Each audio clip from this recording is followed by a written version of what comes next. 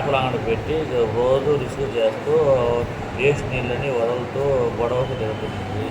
ఒక నెల క్రితము చెప్పు తీసుకొని వచ్చి కొట్టేదానికి ప్రయత్నించింది.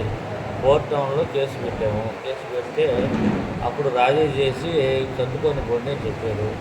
తర్వాత జరిగి ఒక వారం నుంచి గొడవ పడుతూ వాళ్ళు ప్లాన్ వేసుకొని తర్వాత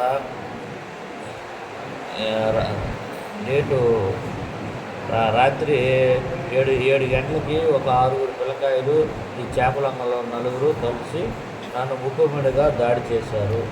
గాయత్రి, రమణ, నంద, పోలయ్యతో కలిసి 6 కలిసి ముక్కుమిడిగా దాడి చేసి విపరీతంగా కొట్టి సావు అంచులు దాకా తీసుకెళ్ళి వదిలేసి చచ్చిపోయాడని వెళ్ళిపోయారు.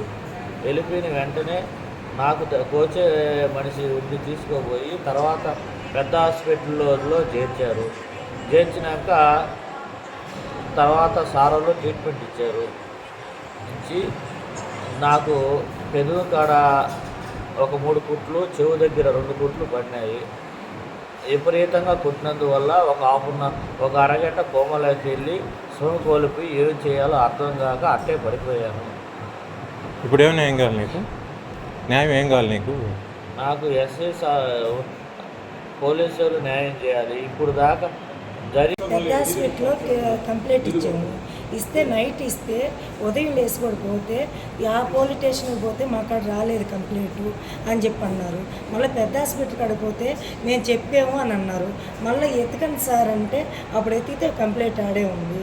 ఏముంది సార్ ఇయ్యలేదు అని అంటే వాళ్ళు రాలేదమ్మా, వాళ్ళు వచ్చి కదా ఎత్తుకోవాలి అని అన్నారు.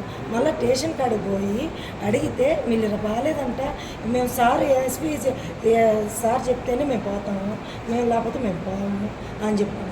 ఎలాంటి న్యాయం కావాలి మీకు? మాకు ఎలాంటి న్యాయం కావాలంటే మాకు ఆయన కొట్టిన దానికి ఆమెకి శిక్ష పడాలి. అదొక్కటే మేము కోరుకుంటున్నది. జైల్లో వేయాలి వాళ్ళు కొట్టిన వాళ్ళందరినీ. మాకు న్యాయం జరగాలి. నా బిడ్డలు మాకు ఘోరంగా ఏడిపించారు కాబట్టి, మాకు అన్యాయం చేశారు కాబట్టి వాళ్ళకి ఘోరంగా అల్లాడిపోయాలి. అదొక్కటే మేము కోరుకుంటున్నది. అది నా బిడ్డలు నన్ను ఏడిపించారు కాబట్టి